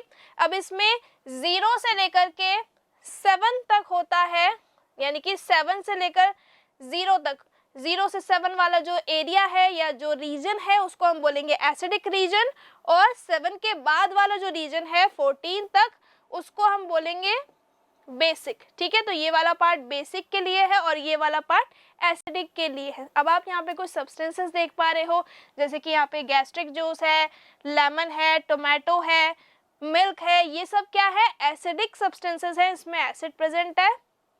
वाटर एक न्यूट्रल सब्सटेंस है, और उसके बाद यहाँ पे एग, अमोनिया, या फिर अगर मैं बात करूँ ब्लीचिंग की, या फिर अगर मैं बात करूँ एल्कलीज की, which is sodium hydroxide, potassium hydroxide, ये सब क्या है, बेसिक सब्सटेंसेस हैं। चलो आगे बढ़ते हैं। अब हम पढ़ेंगे यूनिवर्सल इंडिकेटर्स के बारे में। एन इंडिकेटर, ये एक इंडिकेटर है, is a substance that change its colour, अपना कलर ये शो करता है, कलर चेंज शो करता है। डिफरेंट पीएच एनवायरनमेंट में अलग अलग कलर्स आपको शो होते हैं। The green coloured solution containing a mixture of indicators, यानी कि ग्रीन कलर का जो सॉल्यूशन है वो मिक्सचर है इंडिकेटर्स का। पीएच स्केल क्या है, सेवरल इंडिकेटर्स का मिक्सचर है। ठीक है, that can be added to any substance, इसको आप किसी भी सब्सटेंस में ऐड करोगे तो उसका पीएच जो है वो डिटरमाइन आप कर सकते हो। तो जैसे कि अभी मैंने आपको बताया था कि 0 से लेकर 7 तक का जो रीजन है वो एसिडिक कहलाएगा, 7 पे हो जाएगा न्यूट्रल, और 7 के बाद वाला जो रीजन है वो बेसिक कहलाएगा। और इससे आप क्या पता लगा सकते हो, आप इससे H+ आयंस और OH- आयंस की कंसंट्रेशन के बारे में पता लगा सकते हो। ठीक है, अब हम पढ़ने वाले हैं applications of pH in our daily life, कि हमारी डेली लाइफ में पीएच जो है वो कैसे काम करता है, पीएच का क्या रोल है हमारी लाइफ में। तो यहाँ पे क्वेश्चन अराइज होता है कि are plant and animals pH sensitive, क्या प्लांट और एनिमल्स भी पीएच सेंसिटिव होते हैं? तो हाँ, पीएच सेंसिटिव होते हैं, क्योंकि अगर हम हमारी बॉडी की बात करें तो our body work with the pH range of 7 to 7.8। हमारी जो बॉडी है वो 7 से लेकर 7.8 तक की पीएच रेंज में वर्क करती है, और ये नैरो रेंज होती है पीएच की। जबकि अगर मैं वाटर की बात करूँ, रेन वाटर की बात करूँ, तो अगर रेन वाटर का जो पीएच है वो 5.5 से कम हो जाता है तो वो पर्टिकुलर रेन एसिड रेन बन जाती है। और जब यही एसिड रेन रिवर्स में, पॉन्ड्स में जाकर गिरती है तो ये एक्वेटिक लाइफ को अफेक्ट करती है, क्योंकि वाटर का जो नेचर है वो कैसा हो जाता है, स्लाइटली एसिडिक हो जाता है। तो इसीलिए जो एक्वेटिक लाइफ है उसका सर्वाइवल डिफिकल्ट हो जाता है। Plants need a specific pH to grow properly. कोई भी प्लांट है तो उसको ग्रो होने के लिए एक स्पेसिफिक पीएच चाहिए, ठीक है। अब इसका ट्रीटमेंट क्या कर सकते हो कि अगर आपकी सॉइल कैसी हो चुकी है, सॉइल अगर एसिडिक हो चुकी है तो उसका ट्रीटमेंट ये है कि आप उसमें फर्टिलाइजर ऐड कर सकते हो, ठीक है, क्लियर है। और अगर बेसिक हो चुकी है तो क्या ऐड करोगे, ये भी क्वेश्चन अराइज हो सकता है ना, क्योंकि यहाँ पे हम क्या पढ़ रहे हैं कि सॉइल कैसी हो गई, एसिडिक हो गई, क्योंकि यही एसिडिक वाटर बहकर कहाँ जाएगा, आगे जाएगा, तो हो सकता है उससे मिट्टी भी क्या हो रही हो, एसिडिक हो रही हो। मिट्टी अगर एसिडिक हो जाएगी तो फिर क्या करना पड़ेगा, हमें उसको न्यूट्रलाइज करने के लिए उसमें फर्टिलाइजर ऐड करना पड़ेगा, जो कि बेसिक नेचर का होगा, ठीक है। लेकिन अगर सॉइल बेसिक नेचर की हो जाए तो हम क्या करेंगे, तो फिर हमें उसमें मैन्योर ऐड करना है, क्योंकि मैन्योर में कुछ ऑर्गेनिक एसिड्स प्रेजेंट होते हैं। मैन्योर क्या है, एक ऑर्गेनिक सब्सटेंस है जो कि उस बेस को न्यूट्रलाइज कर देगी। ओके, नेक्स्ट एप्लीकेशन पढ़ते हैं, which is why does our stomach burn with burn. जब हमारा स्टमक बर्न होता है, we suffer from the indigestion, यानी कि हमारा स्टमक जो है वो इंडाइजेशन की प्रॉब्लम कब शो करता है।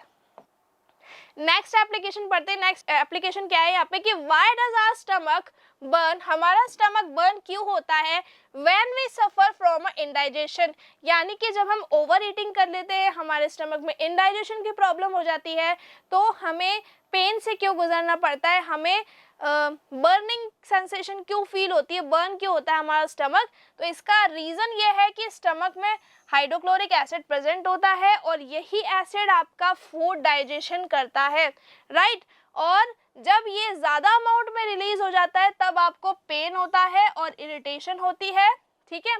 तो जब ये ज़्यादा अमाउंट में रिलीज हो जाएगा तो आपका जो स्टमक है उसका पीएच डिक्रीज हो जाएगा, और पीएच डिक्रीज हो जाएगा तो आपको इरिटेशन होगी और पेन होगा। People particularly of old age suffer from the acidity, यानी कि जो ओल्ड एज पीपल्स होते हैं उनको ज़्यादा ये वाली प्रॉब्लम होती है, क्योंकि उनके स्टमक में एसिडिटी की प्रॉब्लम हो जाती है, एसिड ज़्यादा रिलीज हो जाता है और वो उस चीज़ को डाइजेस्ट नहीं कर पाते, यानी कि न्यूट्रलाइजेशन नहीं हो पाता। तो फिर उनको क्या लेना पड़ता है, उनको एंटासिड लेना पड़ता है। तो इसका ट्रीटमेंट क्या है, एंटासिड। अब एंटासिड में आप कोई भी माइल्ड बेस ले सकते हो, माइल्ड बेस का मतलब जैसे मिल्क ऑफ मैग्नीशिया ले सकते हो, MgOH होल ट्वाइस क्या होता है, मिल्क ऑफ मैग्नीशिया होता है, या फिर बेकिंग सोडा ले सकते हो विच इज NaHCO3, ठीक है। चलो नेक्स्ट एप्लीकेशन पढ़ते हैं। How is tooth decay relate to the pH, how can it be prevented, ठीक है। तो टूथ डिके जो होता है वो पीएच को कैसे रिलेट करता है और आप इससे कैसे बच सकते हो, दांतों को कैसे बचा सकते हो, ठीक है। तो जब आप अच्छे से ब्रश नहीं करते हो या फिर कुछ कैविटी, कुछ खाना आपके दांतों में लगा रह जाता है, तो इस तरीके से कैविटी हो जाती है, सड़न हो जाती है दांतों में, ठीक है। ये जो वाइट पार्ट आप देख पा रहे हो ये किसका बना है, कैल्शियम फॉस्फेट का बना है, यानी कि हमारे दांतों का जो वाइट कलर है वो किसकी वजह से है, वाइट इनामल की वजह से, और जो किससे बने हुए हैं, कैल्शियम फॉस्फेट से बने हुए हैं। अब यही कैल्शियम फॉस्फेट कोरोड कब हो जाएगा, when the pH of the mouth fall below 5.5, अगर आपके माउथ का पीएच कम हो गया है 5.5 से, तो क्या होगा बच्चों, तो फिर बैक्टीरिया जनरेट हो जाएगा माउथ में। बैक्टीरिया जनरेट होकर वो क्या करेगा, लैक्टिक एसिड बनाएगा आपके माउथ में, है ना। लैक्टिक एसिड की वजह से आपके माउथ में सड़न होना स्टार्ट हो जाएगी और आपका जो भी फूड है वो एक तरीके से सड़ना स्टार्ट हो जाएगा, शुगर मॉलिक्यूल्स खराब होना या सड़ना स्टार्ट हो जाएंगे। तो इसका ट्रीटमेंट क्या ले सकते हो आप, सबसे बेस्ट तरीका है कि ब्रश अच्छे से करो, है ना, टाइम टू टाइम ब्रश करो। The best way to prevent from the tooth decay is to clean the mouth properly, अपने माउथ को प्रॉपरली क्लीन करो, जब भी आप कोई खाना खाते हो उसके बाद, ठीक है। The toothpaste contain some basic ingredient. अब आप जो टूथपेस्ट यहाँ पे यूज कर रहे हो ना, इस टूथपेस्ट में भी क्या प्रेजेंट है, कुछ बेसिक इंग्रेडिएंट्स प्रेजेंट है जो कि क्या कर रहे हैं, इस लैक्टिक एसिड को न्यूट्रलाइज कर रहे हैं, ठीक है। तो इस तरीके से आप अपने माउथ का जो पीएच है उसको कंट्रोल कर सकते हो। चलिए अब हम नेक्स्ट एप्लीकेशन देखते हैं। नेक्स्ट एप्लीकेशन बहुत ज़्यादा इंपॉर्टेंट है आपके लिए। Why does honey bee sting cause pain and irritation, give a method to get relief from the discomfort. यानी कि अगर आपको हनी बी ने या फिर वॉस्प ने स्टिंग किया है तो या तो आपको उस पर एसिड अप्लाई करना पड़ेगा या तो आपको उस पर बेस अप्लाई करना पड़ेगा। अगर आपको हनी बी ने स्टिंग किया है तो हनी बी के स्टिंग में क्या प्रेजेंट होता है, हनी बी के स्टिंग में प्रेजेंट होता है फॉर्मिक एसिड। तो फॉर्मिक एसिड अगर आपकी स्किन में जाएगा तो फॉर्मिक एसिड कैसी नेचर का है, पॉइजनस है, करोसिव है, तो आपको इरिटेशन फील होगी और आपको पेन होगा, ठीक है। तो इसका ट्रीटमेंट आप क्या कर सकते हो, formic acid can be neutralised by the rubbing of soap, या फिर आप कोई माइल्ड बेस यूज कर सकते हो, टूथपेस्ट यूज कर सकते हो, या फिर आप बेकिंग सोडा यूज कर सकते हो विच इज सोडियम बाइकार्बोनेट, ठीक है। ये बेसिस आप यूज कर सकते हो कब, जब आपको हनी बी ने स्टिंग किया हो। लेकिन जब आपको वास्प ने स्टिंग किया हो तो वास्प क्या करता है, एल्कलाइन सब्सटेंस को आपके अंदर छोड़ता है, ठीक है। तो उसके लिए आपको क्या करना पड़ेगा, उसके लिए आपको एसिड का यूज करना पड़ेगा, ठीक है, क्लियर। अब हम पढ़ेंगे सॉल्ट्स। तो अब हमने एसिड और बेस को बहुत अच्छे से कंप्लीट कर लिया, हमने सारे इंडिकेटर्स भी पढ़ लिए, इंडिकेटर्स को हमने वन गो में बहुत अच्छे से समझ लिया। अब हम पढ़ेंगे सॉल्ट्स के बारे में। सॉल्ट्स क्या होते हैं बेटा, अभी अभी जस्ट मैंने आपको न्यूट्रलाइजेशन रिएक्शन पढ़ाई थी। तो जब भी कोई बेस एसिड के साथ रिएक्शन करता है तो वो सॉल्ट बनाता है और वाटर बनाता है। अब सॉल्ट और भी रिएक्शंस में बन रहा था तो वो भी क्या है, सब सॉल्ट्स है, ठीक है। Salt which are made up by the combination of strong acid and strong base. तो ऐसे सॉल्ट्स जो कि स्ट्रॉन्ग एसिड और स्ट्रॉन्ग बेस से बनते हैं उनका नेचर कैसा होता है बेटा, न्यूट्रल होता है। ऐसे सॉल्ट्स कैसी नेचर के होते हैं, न्यूट्रल सॉल्ट सॉल्यूशंस होते हैं जिसका पीएच होता है 7। एग्जाम्पल्स देख लो, sodium chloride, potassium chloride, calcium nitrate, sodium nitrate और sodium sulphate, these are neutral salts. अब यहाँ पे बात हो रही है किसके बारे में, एसिडिक सॉल्ट के बारे में। तो एसिडिक सॉल्ट के लिए आपको स्ट्रॉन्ग एसिड लेना पड़ेगा और वीक एसिड लेना पड़ेगा। यानी कि जब आप किसी स्ट्रॉन्ग एसिड की रिएक्शन वीक बेस से कराते हो तो क्या बन जाएगा, एसिडिक सॉल्ट बन जाएगा। जैसे कि यहाँ पे अमोनियम सल्फेट बन रहा है तो ये एसिडिक सब्सटेंस है, एसिडिक सॉल्ट बन रहा है। यहाँ पे कैल्शियम सल्फेट भी क्या है, एसिडिक सॉल्ट है, ठीक है, क्लियर। तो कैल्शियम सल्फेट को आपने कैसे बनाया होगा, ऑब्वियसली कैल्शियम का आपने कोई हाइड्रोक्साइड लिया होगा और स्ट्रॉन्ग एसिड लिया होगा, ठीक है। अब उसके बाद हम पढ़ेंगे बेसिक। तो बेसिक नेचर के जो सॉल्ट्स होते हैं उसके लिए हमें बेस कैसा लेना पड़ता है, स्ट्रॉन्ग, और एसिड कैसा लोगे आप, वीक। तो जब भी आप किसी स्ट्रॉन्ग बेस की रिएक्शन वीक एसिड के साथ करवाते हो तो क्या बनता है बेटा, बेसिक नेचर का सॉल्ट बनता है जो कि उसका पीएच कैसा होता है, ग्रेटर देन 7, जबकि एसिडिक का कैसा था, लेस देन 7 था। एग्जांपल्स देख लो, sodium carbonate, potassium phosphate, magnesium carbonate, potassium acetate और sodium acetate, these are basic salts.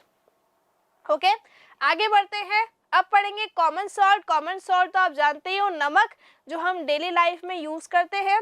इसकी प्रिपरेशन कैसे करोगे, जस्ट अभी आपने पढ़ा है कि सोडियम हाइड्रोक्साइड को हाइड्रोक्लोरिक एसिड के साथ रिएक्ट करवा दो तो क्या बन जाएगा, सोडियम क्लोराइड बन जाएगा और वाटर प्रोड्यूस होगा।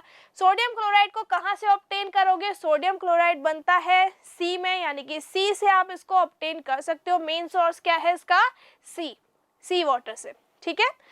तो आप इसका यूज क्या कर सकते हो, आप इसका यूज कर सकते हो फूड आइटम्स में, जो कि जनरली करते ही हो। आप इसका यूज पल्प जो होता है पेपर बनाने के लिए, जो वुड पल्प होता है उसकी ब्लीचिंग में भी इसका आप यूज कर सकते हो। सोप की मैन्युफैक्चरिंग में आप इसका यूज कर सकते हो। सोडियम हाइड्रोक्साइड की प्रिपरेशन में इसका यूज कर सकते हो और ये इसका सबसे इंपॉर्टेंट यूज है। मिक्स्ड विद आइस, अब आप NaCl को अगर आइस के साथ मिक्स कर दोगे तो एक फ्रीजिंग मिक्सचर बन जाएगा, जो कि आइसक्रीम्स के लिए जनरली यूज किया जाता है। ठीक है, अब हम पढ़ेंगे next salt which is sodium hydroxide. Sodium hydroxide की प्रिपरेशन कैसे करेंगे आप? यहाँ पे आपको लेना पड़ेगा ब्राइन। ब्राइन क्या होता है? NaCl का सॉल्यूशन होता है, एक्वस सॉल्यूशन, यानी कि NaCl में, नमक में जब आप पानी मिला दोगे तो उसे कहोगे आप ब्राइन। और ब्राइन में से जब आप इलेक्ट्रिसिटी पास करोगे तो क्या क्या प्रोडक्ट्स बनेंगे? सोडियम हाइड्रोक्साइड, क्लोरीन गैस और हाइड्रोजन गैस जैसे प्रोडक्ट्स बनेंगे। और इस प्रोसेस को कहा जाएगा क्लोर एल्कली प्रोसेस। क्या बोलोगे आप इसको? क्लोर एल्कली प्रोसेस बोलोगे, जिसमें आपको एक स्ट्रॉन्ग बेस मिलेगा विच इज सोडियम हाइड्रोक्साइड। ठीक है, यूजेस क्या होते हैं? यूजेस आप लिख सकते हो यहाँ पे कि सोप में, डिटर्जेंट में और पेपर बनाने में आप इसका यूज कर सकते हो, यानी कि इन सारी इंडस्ट्रीज में इसका यूज किया जाता है। पेट्रोलियम के रिफाइनिंग में आप यूज कर सकते हो सोडियम हाइड्रोक्साइड का, या फिर आप इसको लैब में एज अ रिएजेंट यूज कर सकते हो, या फिर आप बॉक्साइड ओर की कंसंट्रेशन में इस बेस का यूज कर सकते हो। चलो अब आगे बढ़ते हैं, नेक्स्ट सॉल्ट पढ़ते हैं। तो नेक्स्ट सॉल्ट है यहाँ पे bleaching powder. Bleaching powder bleaching के काम आता है, यानी कि इसके नाम से ही पता चल रहा है कि आप इसका यूज कहाँ करोगे? ब्लीचिंग में करोगे। बनाओगे कैसे आप इसको? By passing chlorine gas over slaked lime at 313 kelvin. इस टेम्परेचर पे आपको स्लैग्ड लाइम, यानी कि जो लाइम वाटर होता है, CaOH whole twice calcium hydroxide से इसको पास करना होगा क्लोरीन गैस को, और तब बन जाएगा ब्लीचिंग पाउडर। फॉर्मूला क्या होता है? CaOCl2 होता है। सारे सॉल्ट्स के फॉर्मूलाज आपको पता होना चाहिए, सारे सॉल्ट्स के आपको केमिकल नेम पता होना चाहिए, प्रिपरेशन मेथड पता होना चाहिए और यूजेस पता होना चाहिए अगर आप बोर्ड्स की प्रिपरेशन कर रहे हैं तो। ठीक है, तो ये 4 चीजें आपको पता होनी चाहिए। अब अगर मैं यहाँ पे केमिकल नेम की बात करूं तो केमिकल नेम क्या लिखोगे आप? कैल्शियम ऑक्सीक्लोराइड लिखोगे, या फिर आप ये भी लिख सकते हो calcium chloro hypochlorite. Chlorite ITE आ रहा है यहाँ पे, ठीक है, जबकि यहाँ पे IDE आ रहा है। रिएक्शन कैसे लिख सकते हो? कैल्शियम हाइड्रोक्साइड लेना है आपको, जिसको आप स्लैग्ड लाइम कह रहे हो। स्लैग्ड लाइम से आपको क्लोरीन गैस पास करवानी है और यहाँ पे बन जाएगा ब्लीचिंग पाउडर। ठीक है, और वाटर बनेगा। अब ब्लीचिंग पाउडर का यूज आप कहाँ कर सकते हो? वाटर को डिसइंफेक्ट करने में कर सकते हो, और ये बहुत ही अच्छा ब्लीचिंग एजेंट होता है, ये मैंने आपको पहले ही बता दिया। और एज अ एंटीसेप्टिक आप इसको यूज कर सकते हो, और ऑक्सीडाइजिंग एजेंट की तरह भी इसको यूज कर सकते हो। ठीक है, चलो अब हम नेक्स्ट टॉपिक पढ़ते हैं which is baking soda. Baking soda भी सॉल्ट है। बेकिंग सोडा की प्रिपरेशन कैसे करोगे आप? बेकिंग सोडा की प्रिपरेशन करने के लिए आपको सॉल्वे प्रोसेस से गुजरना पड़ेगा, यानी कि सॉल्वे प्रोसेस में एक रिएक्शन होती है। कौन सा सब्सटेंसेस की रिएक्शन होती है? Sodium chloride, ammonia, carbon dioxide in water. ठीक है, तो ये 4 आपको रिएक्टेंट यहाँ पे लेने हैं। ये 4 रिएक्टेंट जब आप रिएक्ट करवाओगे तो यहाँ पे बन जाएगा बेकिंग सोडा। बेकिंग सोडा खाने वाला सोडा होता है, जो कि घरों में यूज किया जाता है। ठीक है, किचन में आप इसका यूज करते हो। और यहाँ पे बन रहा है अमोनियम क्लोराइड। अब इसके यूजेस हम देख लेते हैं। यूजेस क्या है बेकिंग सोडा के? जनरली आप यूज करते हो किचन में इसका। ठीक है, तो इसका यूज कर सकते हो आप बेकिंग पाउडर बनाने के लिए। बेकिंग सोडा से आप बना सकते हो बेकिंग पाउडर, और इसमें हमें क्या ऐड करना होगा? टार्ट्रिक एसिड को ऐड करना होगा। ठीक है, ये एक एंटीसेप्टिक है और ये बहुत अच्छा एंटासिड है, यानी कि जब भी हमें एसिडिटी की प्रॉब्लम हो जाती है या फिर हमें इंडाइजेशन की प्रॉब्लम हो जाती है तो हम क्या लेते हैं? तो हम बेकिंग सोडा का यूज कर सकते हैं। ठीक है, अब एक इसका बहुत इंपॉर्टेंट यूज है which is soda fire extinguisher, यानी कि बेकिंग सोडा से आप क्या बना सकते हो? सोडा फायर एक्सटिंग्विशर बना सकते हो। अगर आपकी किसी भी एप्लियंस में आग लग जाती है तो आप क्या करते हो? तो फिर आप उस पर CO2 का सिलेंडर से स्प्रे करते हो। तो स्प्रे करने से क्या होता है? ये बुझ जाता है ना। CO2 के यहाँ पे CO2 का आपने सिलेंडर लिया और ये CO2 जो है ये इसको कवर कर लेगी। CO2 क्या करती है, एक ब्लैंकेट की तरह काम करती है, यानी कि ये ऑक्सीजन के कट ऑफ को, यानी कि ऑक्सीजन को क्या कर देती है, कट ऑफ कर देती है, ऑक्सीजन की सप्लाई को कट ऑफ कर देती है। तो यहाँ पे सोडा फायर एक्सटिंग्विशर बनाया कैसे जा रहा है, देखो सोडा का मतलब है baking soda which is NaHCO3, ये क्या है, बेकिंग सोडा, ठीक है। अब इसकी रिएक्शन किससे करानी है, एसिड से करानी है which is H2SO4 sulphuric acid, sulphuric acid, ठीक है। तो यहाँ पे रिएक्शन हो जाएगी, क्या बनेगा, सोडियम सल्फेट Na2SO4, ठीक है, और वाटर बनेगा, वाटर मॉलिक्यूल, और बहुत सारी कार्बन डाइऑक्साइड गैस रिलीज होगी, जिसकी वजह से ये एप्लियंस बुझ जाएगा, एक्सटिंग्विश हो जाएगा।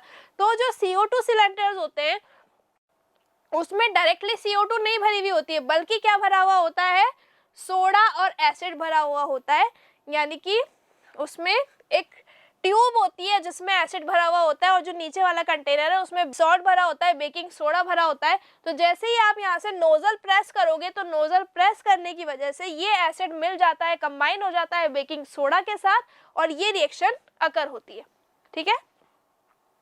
और फाइनली आपको क्या मिल जाती है, CO2 गैस मिल जाती है। अब हम बात कर लेते हैं नेक्स्ट टॉपिक की विच इज वॉशिंग सोडा। तो वॉशिंग सोडा है तो जनरली हम उसको क्लीनिंग में तो यूज करेंगे ही सही, बट इसके प्रिपरेशन कैसे आप करेंगे, तो जब आप सोडियम कार्बोनेट का रिक्रिस्टलाइजेशन करवा देंगे, उसमें वाटर ऐड कर देंगे, तो क्या बन जाएगा, Na2CO3.10H2O। इसका केमिकल नेम क्या है बच्चों, केमिकल नेम है इसका सोडियम कार्बोनेट, सोडियम कार्बोनेट, और 10 को क्या बोलते हैं, डेका, और वाटर के लिए क्या वर्ड यूज करते हैं, हाइड्रेट। तो इसका केमिकल नेम क्या हो गया, सोडियम कार्बोनेट डेका हाइड्रेट। कहाँ यूज करोगे आप इसको, as a cleaning agent use करोगे डोमेस्टिक पर्पस के लिए, ठीक है। सॉफ्टनिंग ऑफ हार्ड वाटर को सॉफ्ट बनाने में इसका यूज कर सकते हो। Due to its detergent properties, it is used as constituent of several dry soap powders. Dry soap powders आप इससे बना सकते हो। It is used in the manufacture of other sodium compounds like sodium silicate आप इससे बना सकते हो, सोडियम हाइड्रोक्साइड बना सकते हो, और बोरेक्स भी बना सकते हो, ठीक है, क्लियर। बोरेक्स के लिए फॉर्मूला है यहाँ पे। तो अब हम नेक्स्ट टॉपिक पढ़ेंगे which is plaster of Paris, और प्लास्टर ऑफ पेरिस जो है वो इस चैप्टर का लास्ट सॉल्ट है, उसके बाद हम क्वेश्चंस करेंगे, ठीक है। तो बनाओगे कैसे आप इसको, जिप्सम से बनाओगे। जिप्सम का फॉर्मूला होता है CaSO4.2H2O, और इसमें आपको टेम्परेचर कितना लेना है, 373 केल्विन लेना है, यानी कि 100 डिग्री सेल्सियस पे आपको इसको हीट करना है, और जो पानी के मॉलिक्यूल्स हैं वो इवेपोरेट हो जाएंगे और कुछ मॉलिक्यूल्स इसमें रह जाएंगे, यानी कि कैल्शियम सल्फेट में हाफ मॉलिक्यूल बचना चाहिए वाटर का, ठीक है, तभी आप इसको POP बोलोगे। What happened if gypsum is heated at the higher temperature? अब ऐसा क्यों कर रहे हो आप, लिमिटेड टेम्परेचर ही क्यों यहाँ पे अप्लाई कर रहे हो। अगर आपने ज़्यादा टेम्परेचर इसको अप्लाई कर दिया, यानी कि ज़्यादा टेम्परेचर प्रोवाइड कर दिया, तो क्या होगा, तो फिर जो जिप्सम है उससे सारा वाटर मॉलिक्यूल जो है वो उड़ जाएगा, यानी कि पूरा पानी उड़ जाएगा। अगर सारा वाटर मॉलिक्यूल उड़ गया तो ये क्या बन जाएगा, डेड बर्न ऑफ प्लास्टर बन जाएगा, यानी कि किसी काम का नहीं रहेगा। POP होने के लिए हाफ मॉलिक्यूल ऑफ वाटर का होना बहुत जरूरी है, यानी कि POP प्लास्टर ऑफ पेरिस का फॉर्मूला क्या लिखोगे आप, कैल्शियम सल्फेट हेमीहाइड्रेट, यानी कि CaSO4.12H2O। इसका केमिकल नेम क्या है, कैल्शियम सल्फेट हेमीहाइड्रेट। यहां लिख देती हूं मैं, कैल्शियम सल्फेट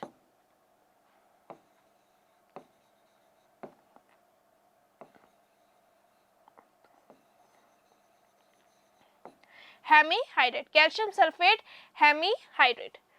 ओके, तो अब प्लास्टर ऑफ पेरिस के यूजेस देख लेते हैं। बहुत अच्छे अच्छे यूजेस होते हैं प्लास्टर ऑफ पेरिस के। It is use in the laboratory for ceiling gaps, ceiling gaps को भरने के लिए इसका यूज करते हो। आप लैब में टॉयज बना सकते हो, आप इससे पॉटरी बना सकते हो, स्टैचूज बना सकते हो, और आजकल तो इतने अच्छे अच्छे डेकोरेटिव मटेरियल्स आते हैं जो कि प्लास्टर ऑफ पेरिस से बनाए जाते हैं, ठीक है। उसके अलावा डॉक्टर्स इसका यूज करते हैं टू सेटलिंग फ्रैक्चर्ड बोन, यानी कि अगर आपके हाथ में या फिर पैर में फ्रैक्चर हो जाता है तो उस बोन को सपोर्ट प्रोवाइड करने के लिए डॉक्टर क्या करता है, डॉक्टर उस पर पीओपी का लेप करता है, और पीओपी से वो क्या हो जाता है, हार्ड हो जाता है, और फिर उसको एक प्रॉपर डायरेक्शन मिल जाती है बोन्स को, ठीक है। It is use for making surfaces smooth, आप इसको स्मूथ सरफेस बनाने के लिए भी कर सकते हो, यानी कि जो पत्थर की घिसाई होती है उसको किसकी वजह से किया जाता है, उसको किस कंपाउंड से किया जाता है, प्लास्टर ऑफ पेरिस से किया जाता है। आपने देखा होगा कि जब मकान बनता है तो पत्थर की घिसाई हो रही होती है और बिल्कुल वाइट वाइट हो जाता है ना, वाइट वाइट लिक्विड होता है, तो वो जो वाइट वाइट लिक्विड होता है वो क्या होता है, प्लास्टर ऑफ पेरिस होता है, जिसको हम POP कहते हैं शॉर्ट में। और आप इसको सीलिंग्स में तो यूज करते ही हो, जैसे कि यहाँ पे आप देख पा रहे हो कितनी अच्छी डिजाइन बनी हुई है, तो ये POP से बनी हुई है। अब हम करेंगे क्वेश्चंस, ठीक है। तो हमने पूरा चैप्टर 1 गो में बहुत अच्छे से कवर कर लिया। अब हम करने वाले हैं क्वेश्चंस। तो यहाँ पे क्वेश्चन है, a solution react with crushed egg, किसी सॉल्यूशन को आप क्रश्ड एग के साथ रिएक्ट कराओ to give a gas that is turn lime water milky, यानी कि इसमें से जो गैस रिलीज होगी वो लाइम वाटर को मिल्की बना देगी। अब ऐसी कौन सी गैस होती है, कार्बन डाइऑक्साइड गैस रिलीज होती है, ठीक है। तो अगर यहाँ पे कार्बन डाइऑक्साइड गैस है तो वो सॉल्यूशन कौन सा था, तो वो सॉल्यूशन था आपका HCl, यानी कि हाइड्रोक्लोरिक एसिड, ठीक है। ओके, अब हम नेक्स्ट क्वेश्चन करते हैं। नेक्स्ट क्वेश्चन क्या कहता है, कंपाउंड X ऑन इलेक्ट्रोलाइसिस, यानी कि आप किसी X कंपाउंड का इलेक्ट्रोलाइसिस करवा रहे हो और जो प्रोडक्ट आपको मिल रहा है वो स्ट्रॉन्ग बेस मिल रहा है, ठीक है, Y मिल रहा है, Y एक स्ट्रॉन्ग बेस है, और साथ में दो गैसेस रिलीज हो रही है A और B, और जो B गैस है उसका यूज आप कर सकते हो ब्लीचिंग पाउडर बनाने में। तो ऐसी कौन सी रिएक्शन होगी, X, Y और AB आपको यहाँ पे फाइंड आउट करने हैं। तो आपका आंसर हो जाएगा ब्राइन। ब्राइन वाली जो रिएक्शन थी, ब्राइन वाली रिएक्शन कब की थी हमने, जब हमने कास्टिक सोडा बनाया था। सोडियम हाइड्रोक्साइड को कास्टिक सोडा भी कहते हैं, याद रखना, ठीक है। तो ब्राइन का जो सॉल्यूशन था उसमें से आपने क्या पास की थी, करंट को पास किया था आपने, ठीक है। करंट को पास करने से क्या हुआ था, यहाँ पे बेस बना था, स्ट्रॉन्ग बेस बना था यहाँ पे, और क्या रिलीज हुई थी, गैस रिलीज हुई थी, जिसमें से जो क्लोरीन गैस है वो ब्लीचिंग पाउडर बनाने में यूज की जा रही है, तो ये B गैस हो जाएगी और ये वाली गैस A गैस हो जाएगी। क्लियर। तो यहाँ पे X है NaCl और Y है NaOH। ओके, अब हम नेक्स्ट क्वेश्चन करते हैं। नेक्स्ट क्वेश्चन क्या है कि fresh milk has a pH of 6, जो फ्रेश मिल्क होता है उसका pH 6 होता है, थोड़ा सा स्लाइटली एसिडिक होता है वो। What will be the pH value of the milk if milk changes into curd, यानी कि अगर आपने मिल्क को कन्वर्ट कर दिया कर्ड में तो उसका एसिड जो है यानी कि वो बढ़ेगा या कम होगा, उसमें एसिडिटी बढ़ेगी या कम होगी, आई मीन उसमें जो pH है वो बढ़ेगा या फिर कम होगा। Lactose is converted to lactic acid, तो उसमें जो लैक्टोज प्रेजेंट है वो किस में कन्वर्ट हो गया, लैक्टिक एसिड में प्रेजेंट हो गया। अगर मैं बात करूं लैक्टिक एसिड की, तो ये एक ऑर्गेनिक एसिड है और इसका फॉर्मूला होता है C3H6O3, ठीक है। और अगर मिल्क चेंज हो जाता है इसमें तो कौन सा एसिड प्रोड्यूस हो जाता है मिल्क में, लैक्टिक एसिड प्रोड्यूस हो जाता है मिल्क में, और उससे क्या बन जाता है, कर्ड बन जाता है, because of the greater acidic nature, क्योंकि एसिडिक नेचर बढ़ गया तो pH कम हो गया, ठीक है। जितना ज्यादा आप 7 से 0 की साइड मूव करते जाओगे उतना ज्यादा pH की वैल्यू कम होती जाएगी और एसिडिक नेचर बढ़ता जाएगा। Next question, why is sodium hydrogen carbonate as a essential ingredient in antacid. तो ये एक अच्छा एंटासिड क्यों होता है, जो हमने यूज किया था बेकिंग सोडा, तो बेकिंग सोडा अच्छा एंटासिड क्यों होता है, क्योंकि ये क्या कर देता है, न्यूट्रलाइजेशन कर देता है, यानी कि ये बहुत अच्छा एंटासिड है because it is basic in nature and ये एसिड को क्या कर देगा, न्यूट्रलाइज कर देगा। Clear. A few drops of phenolphthalein indicator, अब phenolphthalein indicators की कुछ ड्रॉप्स आपने एड ऑन की है किसमें, अननोन सॉल्यूशन में। आपको नहीं पता कि सॉल्यूशन कौन सा है, बस ए सॉल्यूशन है, ठीक है। अब यहाँ पे आपको हिंट मिल गया, the acquired pink colour, it acquired pink colour, यानी कि अगर आपने जो अननोन सॉल्यूशन लिया था उससे अगर आपको फिनोल्फ्थलीन डालते ही पिंक कलर मिल गया, इसका मतलब वो जो पर्टिकुलर अननोन सॉल्यूशन था वो कौन सा था, बेसिक इन नेचर था, right. Now another unknown solution be was added to it, अब आप एक और अननोन सॉल्यूशन उसमें ऐड कर रहे हो और अब वो कैसा हो गया बेटा, कलरलेस हो गया, यानी कि फिर से न्यूट्रलाइजेशन रिएक्शन हो गई। तो ए यहाँ पे एसिडिक है ना, तो सॉरी ए यहाँ पे बेसिक है और बी यहाँ पे एसिडिक है, क्योंकि पहले पिंक कलर शो हुआ था, तो फिनोल्फ्थलीन बेस के कांटेक्ट में आने पर कैसा कलर शो करता है, पिंक कलर शो करता है, इसलिए ए बेसिक है और बी एसिडिक है। चलो नेक्स्ट क्वेश्चन करते हैं। आई होप आपको बहुत मजा आ रहा होगा वीडियो में, क्योंकि वन गो में हम पूरा चैप्टर बहुत अच्छे से कवर कर रहे हैं। Okay, a compound x of sodium, x जो कंपाउंड है वो सोडियम का बना हुआ है, ठीक है, जिसका आप यूज करते हो किचन में फॉर मेकिंग क्रिस्पी पकोड़ाज, यानी कि मम्मी क्या करती है, पकोड़े को क्रिस्पी बनाने के लिए एक सोडियम का कंपाउंड यूज करती है और वो कंपाउंड आपको यहाँ पे पता लगाना है। It is also used for curing acidity, ठीक है, इन स्टमक, यानी कि जब हमारे स्टमक में एसिडिटी की प्रॉब्लम हो जाती है तब भी आप इस बेस का यूज करते हो। तो वो बेस कौन सा है, वो बेस है सोडियम हाइड्रोजन कार्बोनेट, जिसको आप बेकिंग सोडा कहते हो, और उसका फॉर्मूला यहाँ पे आपसे पूछा गया है विच इज NaHCO3। और यहाँ पे आपसे रिएक्शन भी पूछी गई है कि रिएक्शन में बताओ, तो रिएक्शन क्या हो जाएगी, जैसे ही आप यहाँ पे NaCO3 लेते हो तो जब ये डिकम्पोज होता है तो क्या करता है, Na2CO3 बनाता है ना, डिकम्पोज होके क्या बनाता है, ये Na2CO3 बनाता है और वाटर रिलीज होता है और कार्बन डाइऑक्साइड गैस रिलीज होती है, ठीक है। यहाँ पे बोला गया था कि किचन में जो आप पकोड़ास बना रहे हो वो क्रिस्पी कैसे हो जाते हैं, तो बेकिंग सोडा की वजह से, बेकिंग सोडा। और पकोड़ाज इतने सॉफ्ट और इतने क्रिस्पी कैसे बनते हैं, बेकिंग सोडा की वजह से, क्योंकि कार्बन डाइऑक्साइड गैस वहां पे रिलीज होती है। ओके, नेक्स्ट क्वेश्चन है, compound P form enamel of teeth, P क्या है यहाँ पे, टीथ एनामल से बना है। अब टीथ एनामल के लिए मैंने आपको एक कंपाउंड बताया था, याद करो फटाफट से, कमेंट में बताओ। It is the hardest substance of the body, हमारी बॉडी का सबसे हार्ड सब्सटेंस है पी, ठीक है, उस पी का नाम बताओ फटाफट से।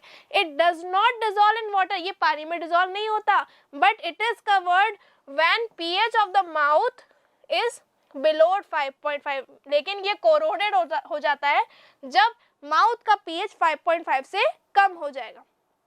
तो फिर आप क्या करते हो, टूथपेस्ट का यूज करते हो ताकि जो भी माउथ में एसिड क्रिएट हुआ है वो न्यूट्रलाइज हो जाए। तो वो कंपाउंड कौन सा है, पी कंपाउंड है calcium phosphate, calcium phosphate,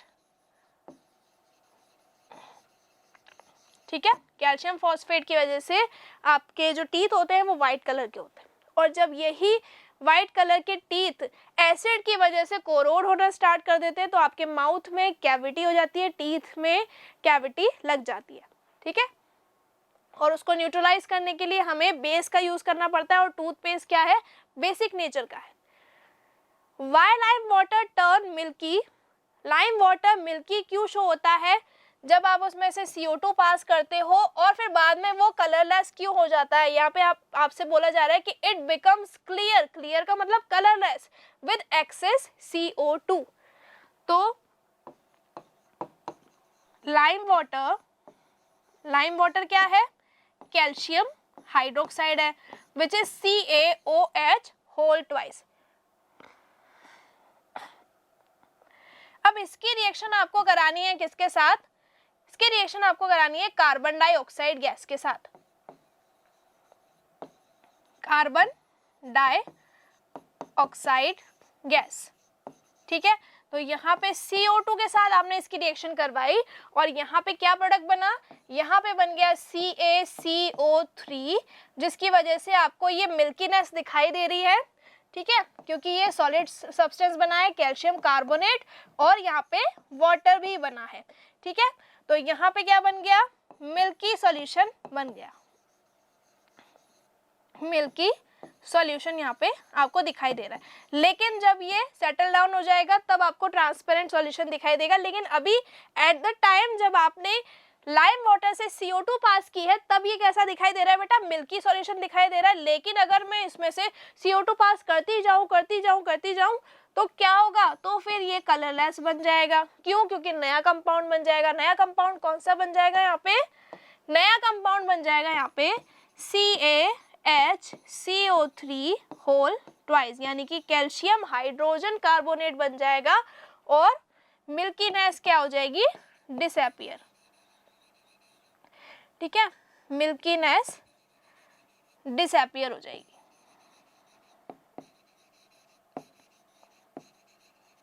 clear है, व्हाइट कलर यहाँ पे डिसअपियर हो जाएगा। कैल्शियम कार्बोनेट जो है वो मिल्की सॉल्यूशन क्यों दे रहा है, क्योंकि यहाँ पे व्हाइट कलर शो हो रहा है। ठीक है, क्लियर है सबको। तो यहाँ तक हमने बहुत सारे क्वेश्चंस भी कंप्लीट कर लिए। जो भी जितने भी इस चैप्टर के इम्पोर्टेंट क्वेश्चंस थे वो मैंने आपको सारे इस टॉपिक वाइज समझा दिए। यानी कि पहले मैंने आपको टॉपिक पढ़ाया और उसके बाद मैंने आपको उसके क्वेश्चंस भी सॉल्व करवाए हैं, और सारे क्वेश्चंस बहुत ज़्यादा इंपॉर्टेंट है 10 बोर्ड्स के एग्जाम्स के लिए। ठीक है, तो आई होप आपको वीडियो अच्छा लगा होगा।